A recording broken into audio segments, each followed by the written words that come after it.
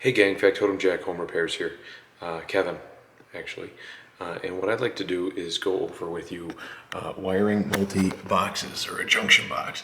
So in this box, we've got power coming in, and then we've got 3 different runs going out to different rooms. And so what we're doing is we're tying all of our grounds together. It's conduit, so you only need 1 ground for the entire conduit. And this line right here is a lighting circuit we'll get into in the next one. It's the post switch end.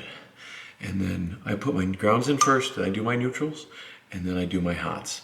And when twisting multiple wires together, and I've already done a bunch of pre-steps here, but I'll put 2 wires together, then the 3rd, then the 4th, especially with stranded.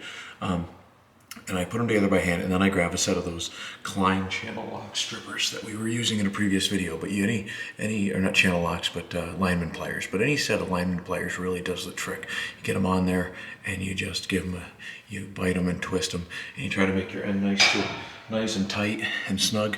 And I like to do that, and especially with solid wire too. And then you get in there and you put this on by hand, and then I like to check and make sure that none of them are going to come out and that the connection's good.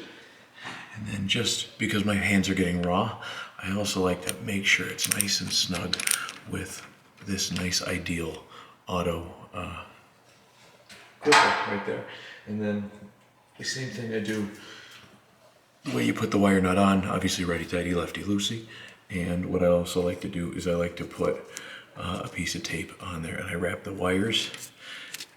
So I have the wires, and then usually I try to get a little bit on there onto the wire nut to hold the wires and the wire nut together, and that protects it in case there was any exposed mark on there, you know, a little bit of a hot or a neutral that's exposed. You don't want to touch anything, as well as also securing that wire nut on there so it doesn't loosen up over time. It can't be pulled off easily. You've got that backup. And obviously you want to go wrap the tape in the same direction that you tighten the wire. So that's what I like to do. And then my hot, I like to put last into my box. And I'll give it a little bend, making sure not to scrape it against any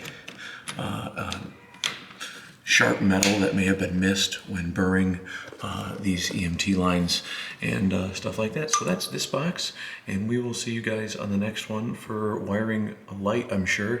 And in the future we'll do planning, because obviously some of this stuff you might be like, okay, this is what's in the box.